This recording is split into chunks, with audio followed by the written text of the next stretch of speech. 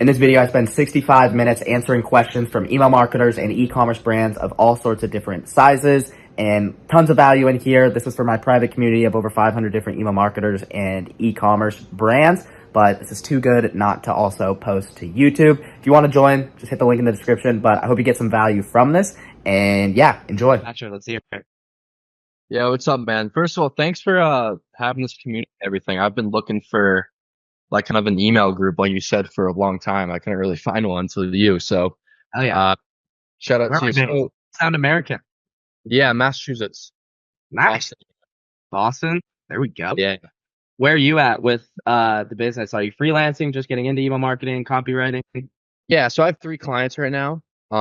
So the main question I had, really, because I'm going through everything with the course and all that, so I'm still mastering all that kind of stuff. But have you had the case before? Because one of my clients right now, their list is like pretty inactive. Um, so like the open rate, I think they're doing like just a monthly newsletter before me and everything. I've been started by I'm sending like 2 campaigns a week for them right now. The open rates they were extremely low at first just because their list was so inactive. They're like less than 10%. They're slowly going up. We're starting to hit like 20% now. But have you like seen anything to do when a client has like a very inactive list before you've? Yeah, for sure. That's a really good question. And it's something that you really don't fully know until like you do it yourself, hands on. Mhm. Uh, and it's a lot of it is just feeling it out. So just a couple questions about the client, like Yeah. how big are they, what's the industry, and then like what's the monthly revenue, what's the industry, and then like how big is the email list? Yeah, so the email list is about 15,000. Their industry, it's like women's health, you could say that, women's health line, and their revenue is around 20 to 30,000 a month. Got it. Okay, so with that, so I always do like the rule of 10% when I'm trying to re-engage dead profiles. And so if you have 15,000 people, you're probably only going to be able to engage like 10% of them back and have Mm. consistent people. And brands, clients, they'll be like, we have 15,000 people. Why aren't we sending to them? I have all these. Well, it's your fault for leaving them dead on a list and not sending them shit to the point that they forgot about you and they're never going to come back. Like, it's not your fault. I'm doing my best Mhm. here. So you're probably only going to get 1,500 to like 2,000. Maybe you can get like 5,000, but if you got over 5,000 people to like be engaged, I would be shocked. Okay. So just like having that expectation, that not a lot of people are going to be engaging. Like these are dead profiles, and so I have a YouTube video going through like an exact like client. Have you seen it? Like Maybe. I've watched some of yours. okay, so this oh wait, no, this is segmentation, taking a fresh plate account. So I have a video on this, which you can watch if you want, but I'll briefly go through it. So before it was literally they weren't even on Klaviyo. They were on some random platform. It was like a platform I'd never heard of. And this was a brand like 50 to 75K ish or so a month. It was from nothing. They hadn't been sent emails maybe like once a month or something for a sale. And then this May 1st to 31st, and this was April 1st to April 30th. We sent Mhm. like a couple campaigns April 2nd and 3rd. That's why that's showing up some money. I just wanted clean months to show off. And then right here was like 43% from campaigns. So it's not all coming from flows. We re-engage like past profiles. So what we did, the exact process. So get them on Klaviyo. So you have to warm up. Were they already on Klaviyo, the brand that you're working with? No, so we're actually so it's kind of a long story. So they're like version of Shopify. It was some super old e-commerce platform, right? And they didn't have like any integration with anything. So they were using MailChimp. It took us forever working with them just to integrate everything because I forget what it was called, the platform, but it was very old. It's just very outdated e-commerce platform. So it kind of took us forever to set everything up just for all the integration. So they're in MailChimp right now because they're already in that. Maybe in the future. So I'm literally just doing everything through MailChimp, but like typically I can use Klaviyo too. Okay, that's fine. Yeah, MailChimp's fine. So with any provider, I ask that because if you're changing providers, you're getting a new IP address, and so you'd need to warm up that IP address. Does this brand have like flows set up? Have there been like emails sending out roughly? Like, do they have Yeah, documentation? they've been doing like a monthly newsletter basically, and then I think they had like one abandoned cart flow. Okay. So got it. So what I would do is start off just like kind of follow this document from fresh. Just to like be really safe. I'll just drop this in the chat. Yeah, what's the YouTube video called? Like starting from nothing, something like that. 0 to like $31,000 a month starting from nothing. I recommend that, but I'll briefly go through it. So really it's all about open rates. All your engagement is going to be, all your inbox placement is going to be is your reputation, and your reputation is determined by the engagement on your emails. If you send to 100,000 people and only 20,000 people open the email, the 20% opens, that's telling Google only 2 out of 10 people who receive this email actually want to open it. That's going to hurt the customer experience if we're sending emails to these people that they're not going to open. So we're going to land you in spam. And so really all it is increasing your open rates. And so just create some flows. So send like, so when they've been sending newsletters once a month, have they been sending just to the whole list? It's like blasting it. I believe so, yeah. And what are the open rates on that? They said they were maximum 20, pretty much. Got it. Okay. Well, you have enough data. So I'd create a segment of people who have opened an email in the past 30 days. And it has to be your base segment. Don't send to anybody else for a while. Just 30 days? Just 30 days. Maybe you could do it for like 45. Maybe the past 2 email sends, anybody who's opened that. But Okay. so that's probably going to be like a couple thousand people. Don't send to anybody else. Just those couple thousand people who've opened. Set the base flows live. The high engagement flows. So, set live high engagement email flows. So we want welcome flow, just like 2 emails, browse abandoned 2 emails, abandoned cart 2 emails, checkout abandoned 2 emails, and then like post perks. We want those to get live ASAP because flow's getting live.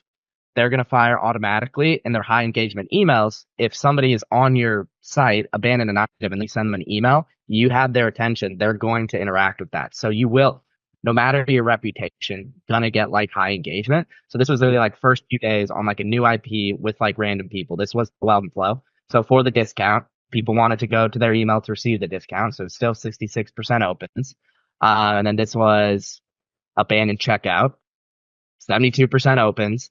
And then post purchase, you want to send an immediate thank you. That's instant engagement because this person just bought from you. If you send them an immediate thank you, you're going to get engagement and help your open rates. And so I'd get those live. Don't make the flows too long to start, probably like 2 to 3 emails. And then you can add on time once your open rates are good and your inbox placement is good. And then just create like your 30 to 45 day engaged list. A lot of this stuff is unnecessary because we didn't have any engagement data in this case study video that I'm breaking down. Because this brand like didn't have the open rates from like their emails. So we were just like guessing. So we're going off of like people who placed an order or done all this great stuff.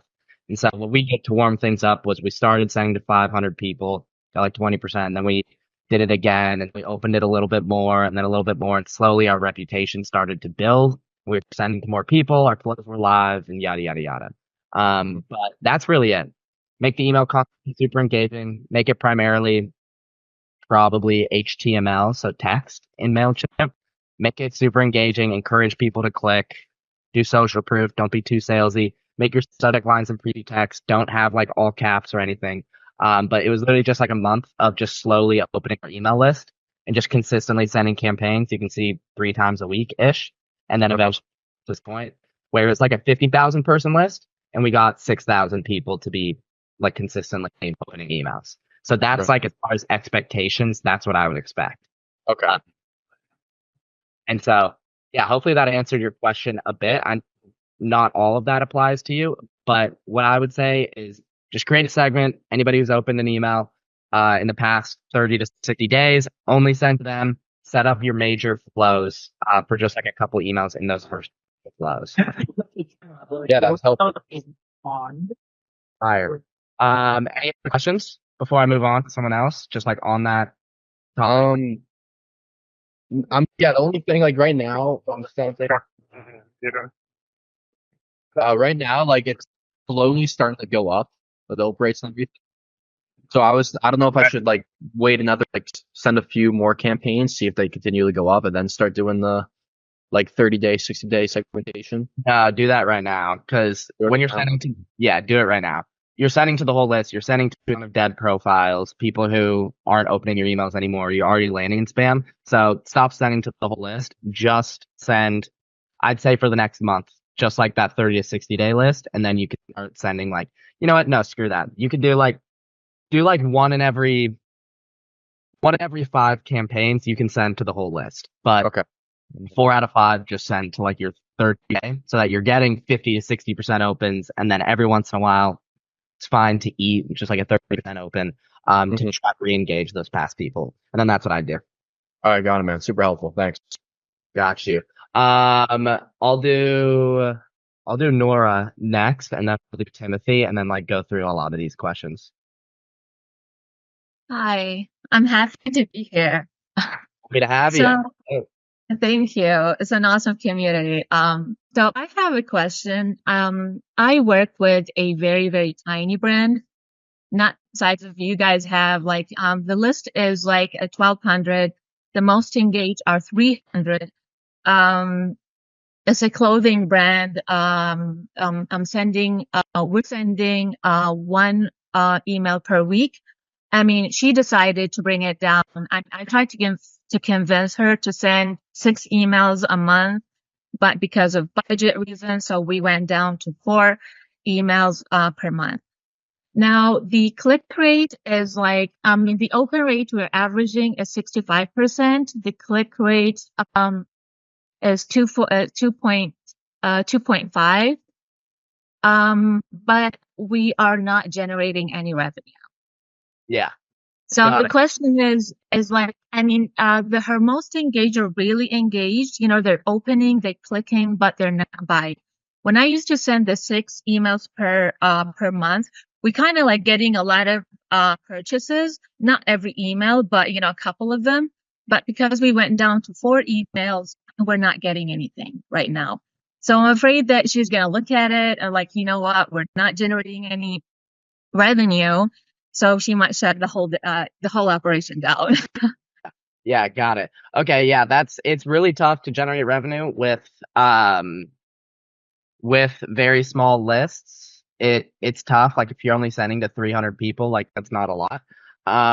So you have to up the content is what I'd say. I'd like to send like 2 per week is what I would like to be at to generate revenue, but I know that's not a thing. I mean, you're getting good click rates, you're getting good engagement, you're bringing people to the website. I'm not sure what your content is, but like if you're getting like decent click rates there, you're bringing people to the website. So maybe the website's conversion rate is low. Maybe they don't have enough social proof. Maybe there's a lot of stuff. It sounds like you as an email marketer, you're kind of doing what you have to do. I'd probably say maybe hopefully like you have like some of your base flows built out, but from what I'm hearing, it's likely out of your control and you're doing like everything that you can.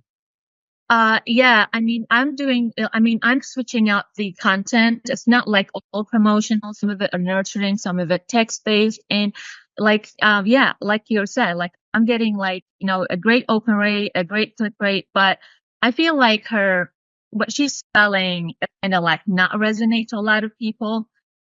She's kind of like a high-end, you know, brand, very expensive for what her audience is. That's even harder to get sales then. So you're not going to get many sales on email because it's lower. You need to have larger email lists to generate more revenue for like higher AOV brands, just because people are going to be buying less frequently. So that makes it even more difficult. But I'd say like the only reason we really do nurture and educational email campaigns is because we want to set up our promotional and product feature emails to be effective. And so if you're only sending once a week, I just make most of them product focused. Product. Than trying So to. moving forward, how do I explain not generating revenues from emails? I mean, she kind of like get it that, okay, not everyone's buying, but how do I, you know, Is it a client? Like you're a freelancer or are you like in-house? I'm a freelancer. Okay.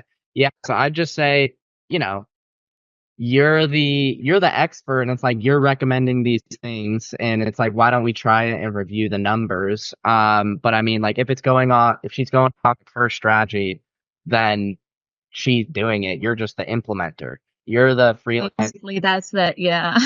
You're the strat, and that comes when you don't have as much experience in case studies, where you can like tell the client just like, look, I've done this for 50 other brands and I've generated this amount of money. Like this is what works. I just know.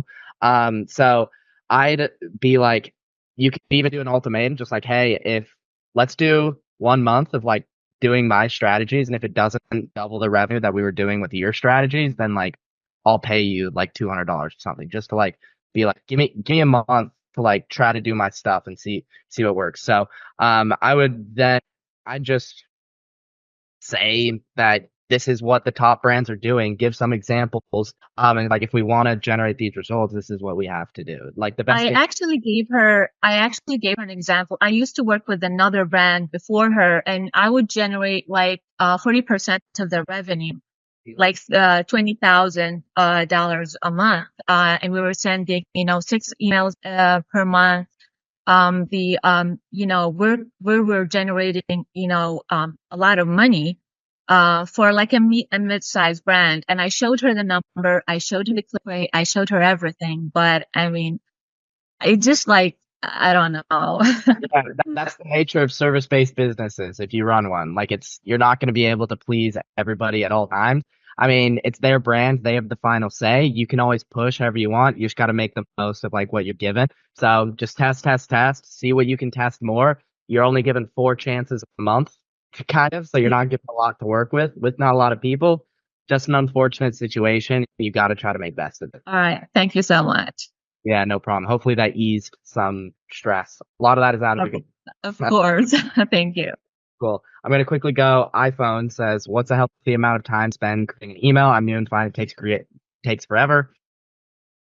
Depends on the kind of email. If you're doing a tech-based one, it should take you like 10 minutes. If you're doing if you're doing the design as well, if you're using the templates, it should take you not that long at all. Rather than writing the copy and then doing the templates, if I was just starting out, and I wanted to create an email as fast as possible, I would just pick a random hero section that I give you in the templates. I would take a random bridge section and then a random product section and then fill in the copy. Like, okay, I'm doing a highlight email. This is what the product highlight email. This is what the hero section is going to look like. Or this is like I'm doing a creatine spotlight email. Pick a random hero, pick a random bridge, pick a random product section, and then just like fill in the copy and then fill in the photos. And that should only take you 15, 20 minutes. And I have a really good video, which is dropping in the next couple days. It's me writing, designing, and implementing 3 Gymshark emails, which are like pretty fire. And it's the whole process of me doing it. And so you should watch that. But yeah, I mean, it's tough to say how much time just off of what's a healthy amount. It depends on the email too much. How would you approach getting your first client without prior experience? Unfortunately, this community, we're only talking about email marketing. Maybe I'll have something in the future to talk about agencies, how to get more clients, but right now we're just focusing questions on email. So best time frame to use between your pop-up A/B test. I usually start off with 4 seconds for clients. The latest that I kind of like to do is 12 seconds. So you could start off with like 2 versus 4 seconds, or you could then go to like 4 to 12 seconds, whatever you want to do. Typically the sweet spot ends up being somewhere between like 4 and 12 seconds. And I know I'm going to get to you, Timothy. I'm just like rapid fire getting these people. Before like moving on to like a voice question. With copy, how do you get a feel of a brand? Since I don't know much about skincare women or women's biases while buying skincare. We have a kickoff form. So for every new client, we do a kickoff form. So you can literally ask ChatGPT, just be like, hey, I'm an email marketing agency and I need a kickoff form to get information about a brand so I can write copy. What are questions I should use? And then you can just do that and then have the client fill out. That's like what we do. So that's how we base our copy. Also, what you can do, take a big brand. So say I want to write emails for the small brand that does like $20,000 a month and they sell like gym clothing. And I'm like, okay, I need to write copy for them. You can take a big brand and tell ChatGPT, give me a breakdown of Gymshark and their copywriting style, because I have a client who's similar to Gymshark. And then you can ask, like, sometimes if we have a similar client to like Gymshark's voice, I will be like, write an email in the voice of Gymshark, but this is my brand and this is what kind of email we're doing. It's brilliant. It works super well. Just take a brand with like similar copy that ChatGPT would know. You could feed it some content and just be like, on something similar to this. I pretty much noticed the exact same. So hopefully that answers your question. I've noticed pretty much that exactly on a Reese account with the same volume of profiles, sending campaigns to more than 3K goes from 50% to like 20 to 30. I raised it from 10% as is. There you go. I don't follow as much, but I'm going to go over to Timothy. What's up, brother? Hey, can you hear me? Yeah, I can hear you. I have three like super quick questions. Is that fine? Yeah, hit me. So first, I've never done Black Friday, and I was wondering where you would recommend to find some emails that have already proven to work. Yeah, so any sale email. There's no special sauce for like Black Friday emails. At the end of the day, it's just a sale email that says Black Friday.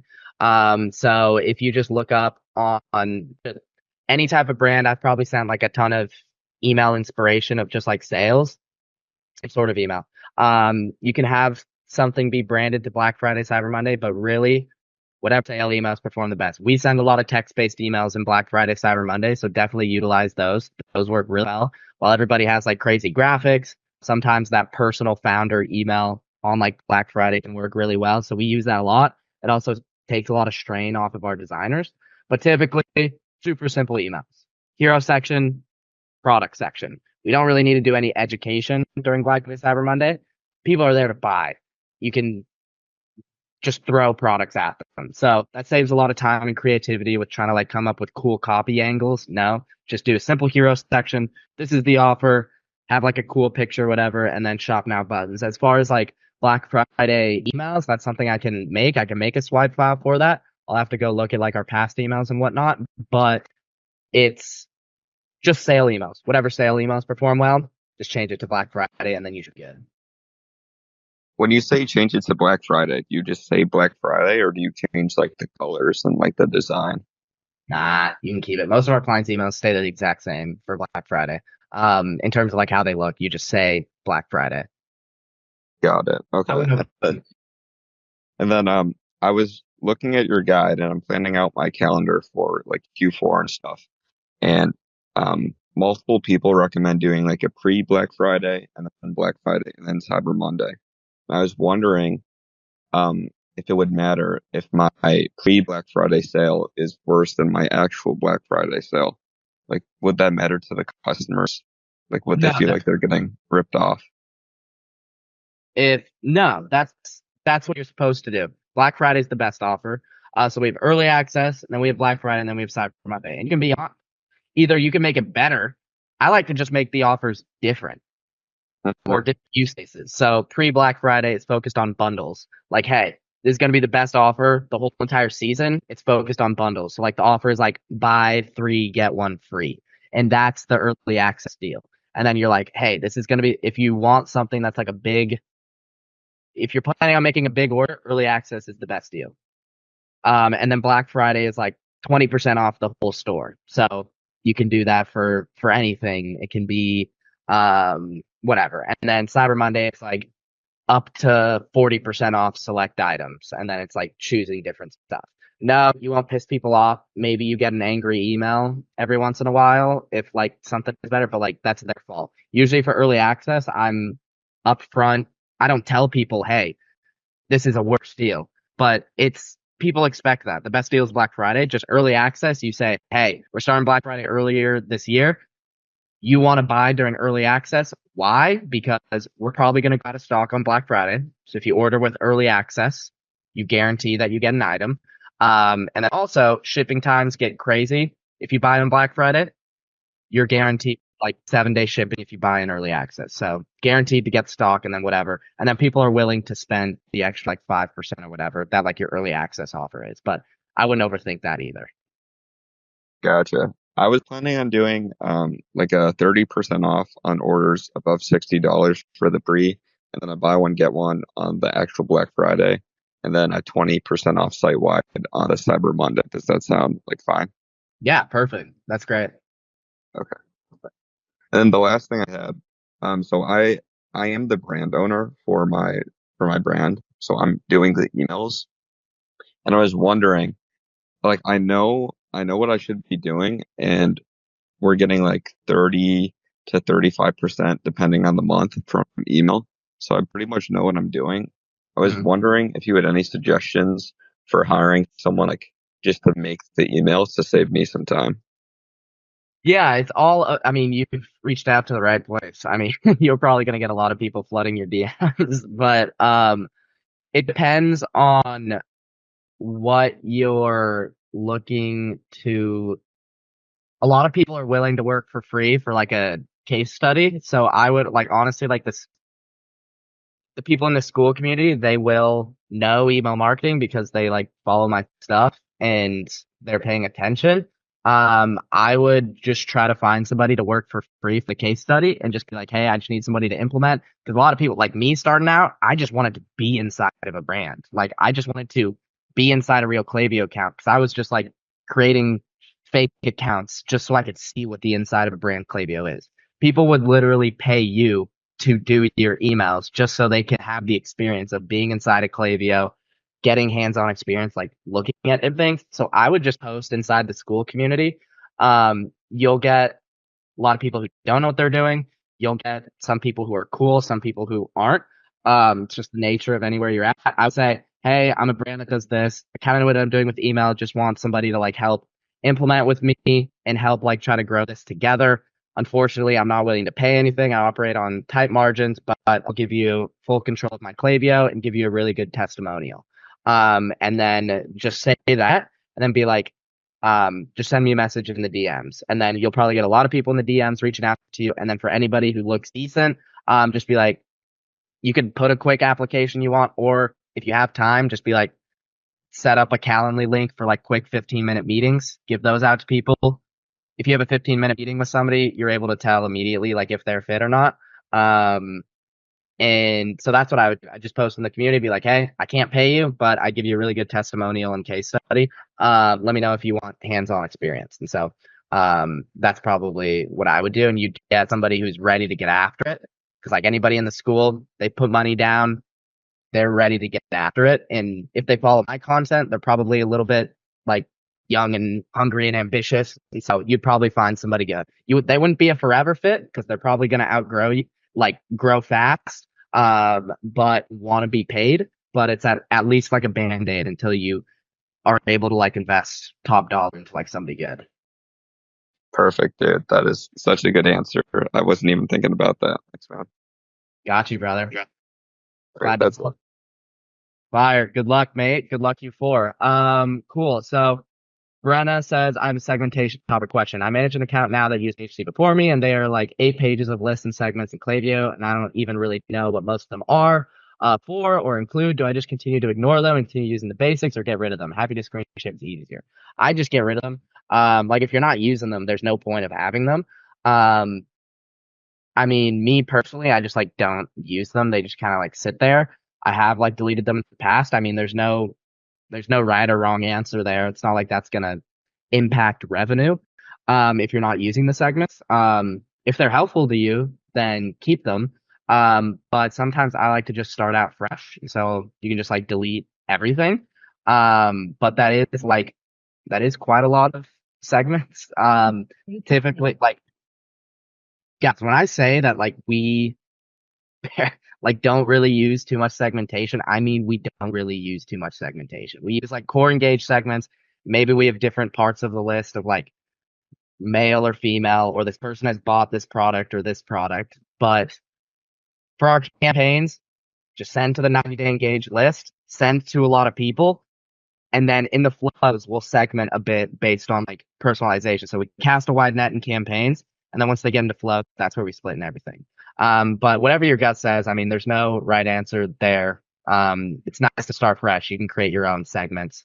If you want to just like sit down for 30 minutes and be like, okay, what's every possible segment that I might need or which might give me insightful data? I'm going to create those segments. So AOV of $500. So that you can get a feel for how many people on the list are high spenders. That's one you could do. People who've bought in the past 7 days, you can always monitor that. You can just think and get numbers for a lot of those. Okay. So Another quick follow-up question to that. So within those pages, there are segments that have integrations with Facebook, which I had never seen before. Do you know what, like, I'm not using this list, but I'm just curious as to how those are integrations. Yeah, it would. I don't know. You'd have to Okay. ask the client. Okay. It sometimes like with Facebook ads, you can do Facebook lead forms. And you can connect those to Klaviyo. So that's something that they might be doing is like Facebook lead forms. Those people are going there. So I just asked the client, are you getting any data from Facebook that I need to be mindful as I clean up these segments? Mhm. Or if it's your store, maybe you don't know, but yeah, just ask them. And if not, I Okay. mean, I'm pretty sure we're not using any Meta right now. I think we're just using Google Ads, but I can double check, but I was just curious. Okay, they're so overwhelming that I might just start. yeah, I just yeah, didn't want to like harm the account or anything or get rid of them and like screw anything up. Because I've never like totally deleted pages and pages of segments before. yeah. The thing is, like, you're deleting the segment, but you're not deleting the customer. Okay, cool. So you're fine as long as you keep like the main master newsletter. You're good. Right. Okay, cool. Thank you. Gotcha. 100%. And then our with small brand, the size of the list is 1.2K with the gauge of 300. My question is about revenue. We are not generating it. Oh, that was answering somebody else. And can those section copies be inspired by other brand emails? Yes, every single section. I'm mixing and matching different sections that I like from brands. It's not like I'm copying a full brand email every single time. It's like I like this bridge section and this hero in this product section. I just like mix and match. Then again, I don't really make emails anymore unless it's for content. Um, I have a pretty badass team who does that for me, which they like to do. I hate making emails. That's the funny thing, guys. I hate writing and I hate making emails, but I'm in this business. It's fun growing a business, and so I just hire people who enjoy it, and then I can do what I enjoy, which is like content, sales, marketing. Have you experimented with tagging buttons and then retargeting clicks with specific flows? Yes, I've done that in the past, but so he's saying like if somebody clicks a button, tag that profile, and then anybody who clicked that triggers a specific flow. If I was at like a mil a month, maybe I'd be doing that. If I'm a brand at like $10,000 a month, that's gonna get like 14 people to maybe interact, and then maybe they'll open the email. Like it's just not worth it. You're way more like that advanced stuff is cool, but it doesn't move the needle. Just send more emails to more people. That's how you make money. Send more emails to more people, less of the advanced shit, and your life will be a lot easier. Drop one of your brand emails and brand name in the group. Only have the ones that come back with the sample easy sort. Yeah, there you go. I meant how long do you let your A/B test before you choose a winner when I said time frame. So asking about how long do you keep A/B tests live? It doesn't matter the time frame. What matters is the amount of people. If I have a massive brand that has an email list of 1 million people and I run an A/B test for 24 hours and there's 10,000 data points, then I don't need to run that test as long as like a brand that has like 5,000 and maybe it takes a week to get 10,000 people to like go through the test. And so there's no right answer. It's just you have to feel it out. When should I end the test? What is the winner? And you can use a statistically significant calculator on the internet. Just look up. You can also ask ChatGPT. Be like, hey, this is the data. This is how much data that I have for this, and this is how much data I have with this. What is the winner, and how confident am I that that is the winner? And it'll give you like a percentage, like how likely it is that the winner of that test is actually the winner, or if it won just off of chance. So sorry, testing. You just have to like know the numbers a little bit. Okay, let's go to Anas. How do I say your name? Oh, I can't hear you. You're on mute. Oh, my bad. Actually, my name is Amir. It's just I'm on another guy's account. Got it, Amir. Yeah. You're Oh, like bro, you guys share Netflix passwords like Zoom? bro, it was just my cousin from Algeria, but I gave him my account. That's it. Nice, I, dude. What's up? I had the question about like deliverability. Yeah. Actually, right now I'm sending emails and I'm constantly getting 45% opens, but the click rates are very bad. Like it's like below 0.3. Like they're terrible. And I'm wondering if like the fact that I'm having bad click rates is gonna affect my reputation with the ESPs basically. It can, but not really. It can. So I would get blogapps.com, Yeah. I think is the website, but blog apps, you get like 3 free credits to like check your inbox placement.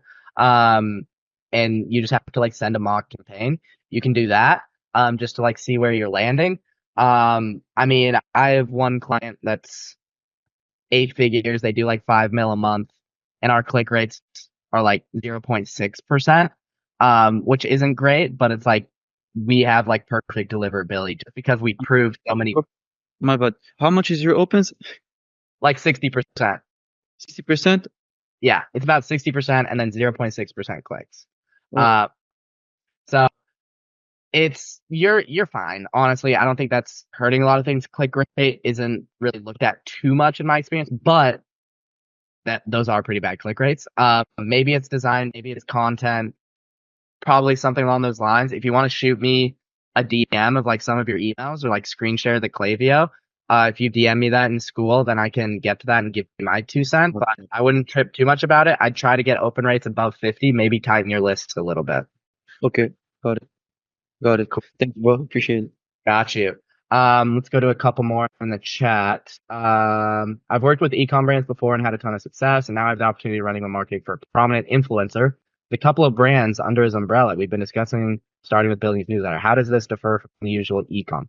No clue. I don't do I have my own personal company newsletter and stuff, but it all depends on what product you're selling.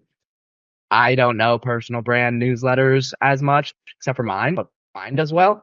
Depends on what his goals are. Is he trying to sell people to his brands that are under his umbrella? I just don't know about the situation. I don't know enough about personal brand newsletter, like what he's going for. Any advice for keeping sales urgent for Q4 with my pre-Black Friday, Cyber Monday, Christmas, New Year, the store's gonna have a site running. Yeah, it's gonna have a sale running for 2 months straight. Welcome to Q4. That's what it is. You say last chance, but it goes on for like 2 months. So that's just how it goes. That's completely fine. There are some brands that have a sale 24/7 running at all times, and so that's complete at like throughout the year. We have a lot of clients do that. That's a common e-com strategy. You always have one sale running all year long, and people don't hold that against you. People know that's marketing. Even your customers who are with you and are loyal to you. And so I wouldn't worry about that. I'd like to know, how do you leverage AI tools to make emails faster, both for the copy and the images/designs? I don't do anything for images and designs for copy, or images and designs with AI. I do use ChatGPT for copy. And I know our copywriters do a lot. I have a video on YouTube going over my favorite prompts and what to use. So just use that. It's on YouTube. Should be in the school community as well. But also you can do kind of like what I said earlier. Tell ChatGPT, if you're writing for a brand, give ChatGPT a big brand that it would know with the voice that you want, and then just say, in the voice of Gymshark, write me an email that does this. Give me a headline, give me body copy, and give me like a button. That's what I do. How do you change the pop-up form for each holiday? Just text or text color, considering the time? Yeah, just literally change the text. You're completely fine. You don't need it. If you want, like, yeah, it would be cool to have a different design pop-up for each offer, but then again, you only have a certain amount of time. If you have the time for it, awesome, do it. If not, create a basic black and white form and just change the text. That's super easy. That's what we do. Max, how do you give yourself the liberty to suck initially while knowing there are agency owners, full-blown teams who could serve your client better? By just understand, because you have to understand that, yes, there are other people who could deal with your client better, but the client would have to pay like $5,000 a month for that. Whereas you're like $500 a month or whatever it is. So you can just like use that to help ease that. But also I never have thought that I sucked. I've always had the irrational confidence that I don't have the experience, but I'm going to be better than anybody because I'm going to figure it the fuck out. And just figure it the fuck out, because these advanced people, they're going to give you barely enough time. I'm going to dedicate myself to this 100%. Chris, I'm working for a kind of jewelry necklace brand, and after a month of working with them, we generated them only 23%. Is this okay? If not, what do you think the problem? You test subject lines, but the open rates are still low. Open rates are only low, not from subject lines, but because you're sending to people who don't open your emails. So tighten your list to like people who have opened your emails in the past 30 days. Only send to those people. You'll fix your open rates problem. First email, welcome flow, checkout, abandoned 50 to 60%. That's good. That means your deliverability is okay. We just want to tighten that list for the campaigns. Don't send to everybody, only send to 30-day engaged people. Total revenue from email only at 23%. Ideally, we want to be higher, but trust the process. If you've been working with them for 12 months and you're still there, then there's a problem. Give it time, keep testing new stuff, keep watching content, implementing.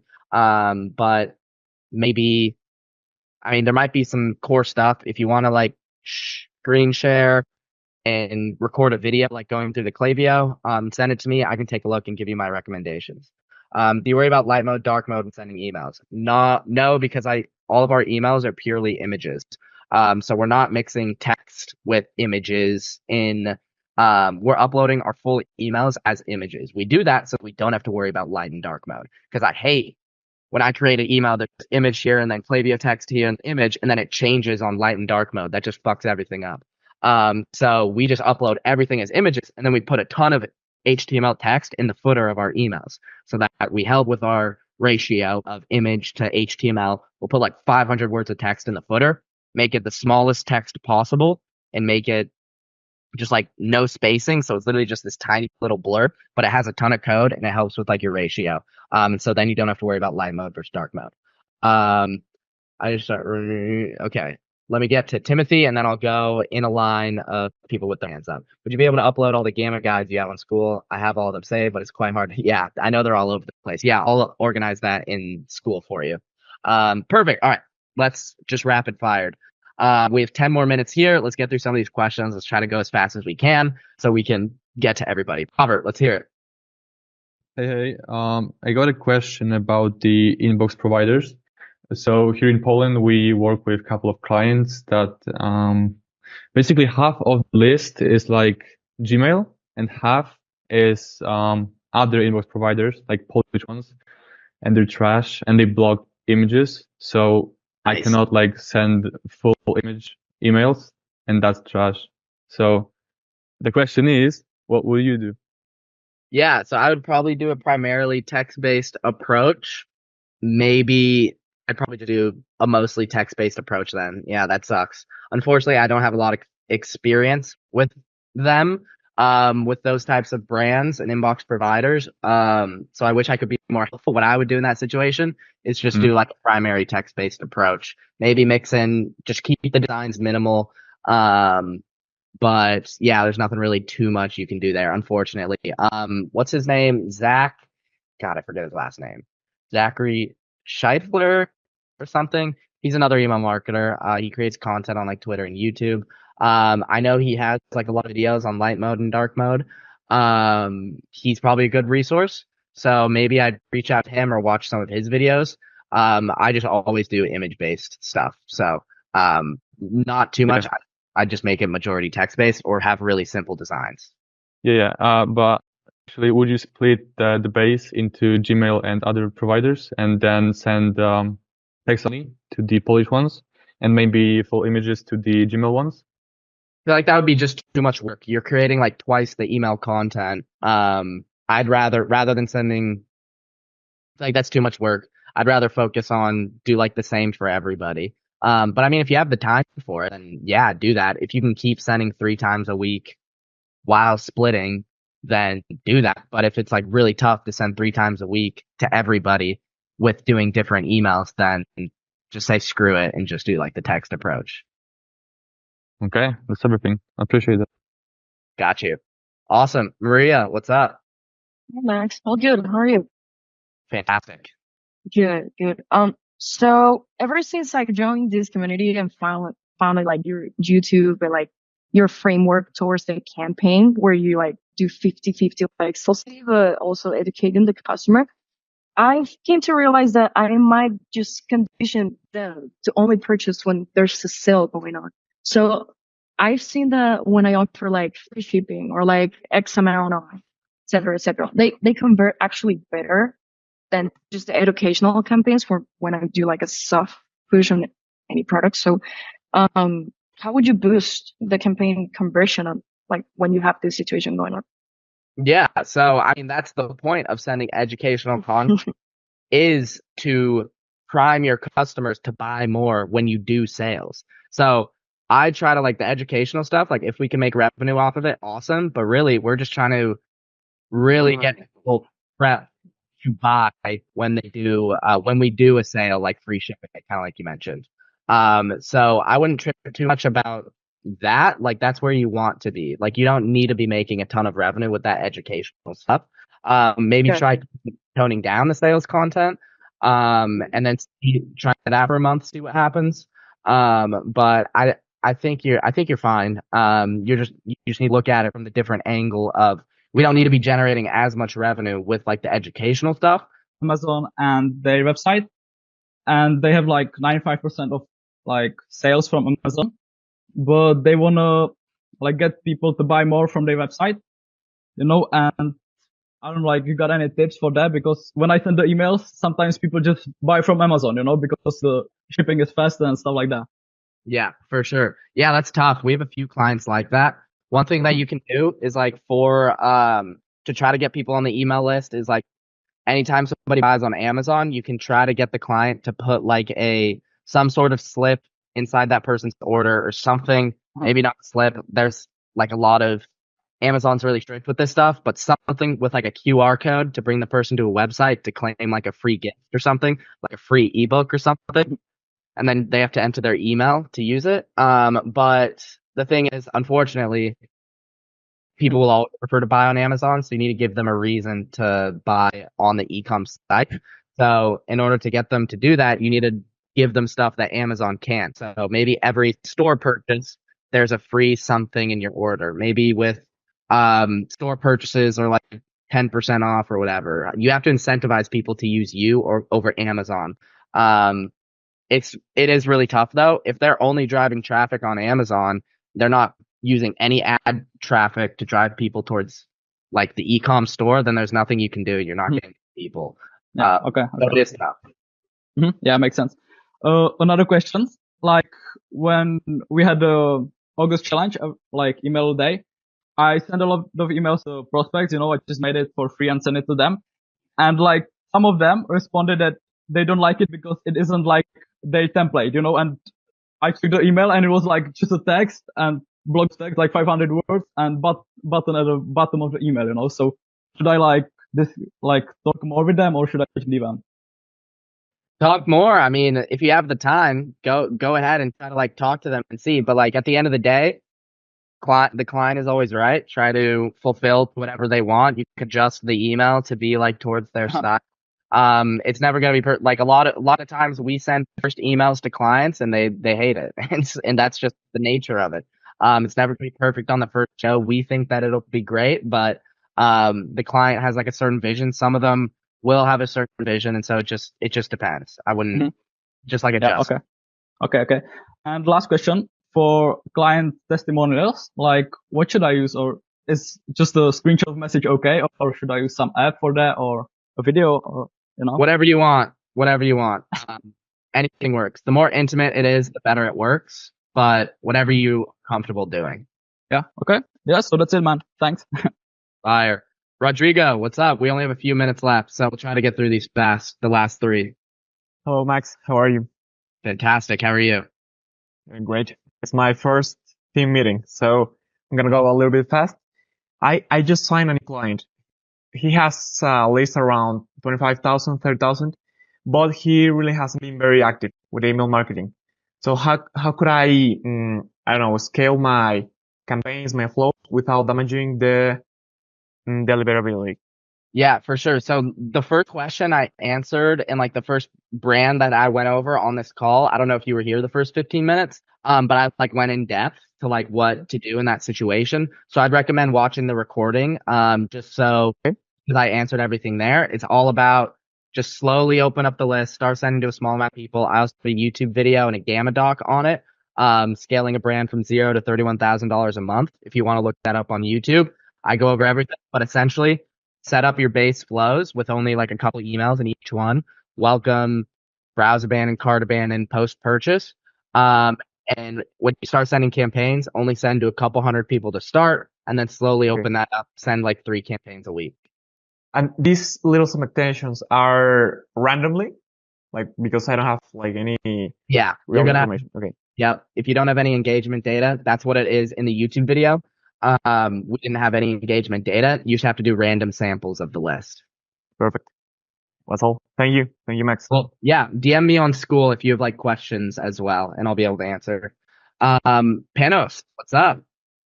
Hey, what's up? How you doing? Amazing. Another day in the office. How about yourself? Okay, so just a quick question because I have some things packed up right now. Yeah. So let's say we're doing a one benefit campaign. So the hero section must be around this topic, okay? Now in the bridge section, is there any specific step that we should take? Let's say any us versus them testimonial, or we can play with the things around. You can test it. There's no specific way. There's no framework for this is the perfect email. This is what you have to do. Whatever you think, at the end of the day, you can test it. In most cases, it's not worth a test and it won't make as big of a difference. Kind of just extend upon the benefit, usually top section.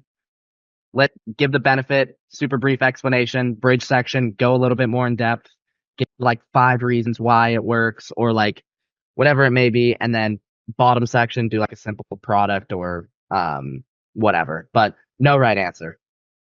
Okay, thank you very much. You bet. Last question, Adam, until we get to Roberto.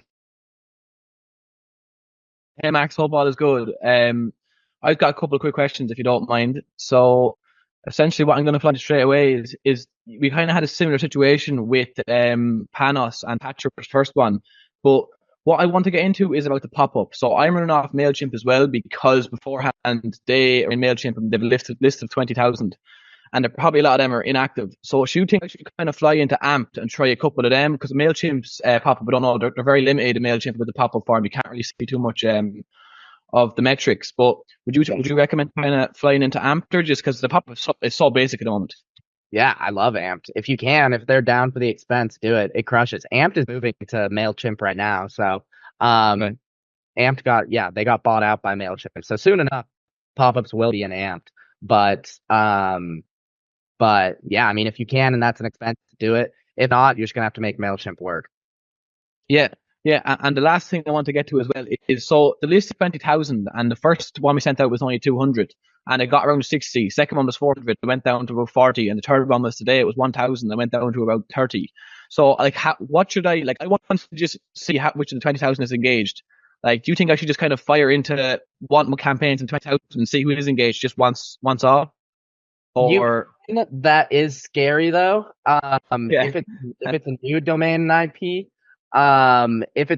if this is the same domain and IP that they've been using for years, then you're fine to do that just once and get a gauge on everything. What you could do also is send a couple campaigns, just like 3 straight, where you're not opening anything up. You're just doing anybody who's opened in the past 30 days and only send to those people multiple times, and then start opening stuff again after.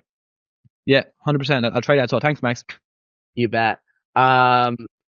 Okay, so absolute last question before Roberto, D20J, if you can make it really quick. Okay, can you hear me? Yeah, I can hear you.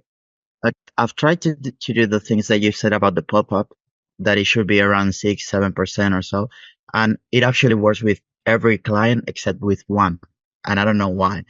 I'm getting a 2.2% conversion. I've tried different, like the 2-step thing, the right 10% or whatever. I mean, I've tried different things, and I don't know why I never get over that 2.5 or something percent conversion. I don't know if you have had that case or not, or if I can screen and show you the pop-up just in case. Yeah, send it to me inside of school. Send the pop-up to me. Sometimes that's the nature of it. We have one client. We've tested the shit crap out of the form and we've maxed out at 4%. We can't get any more. It just matters the customer, where the traffic's coming from. Sometimes people are coming in super cold and it's tough to get them. Maybe you should delay the time frame a little bit more to help.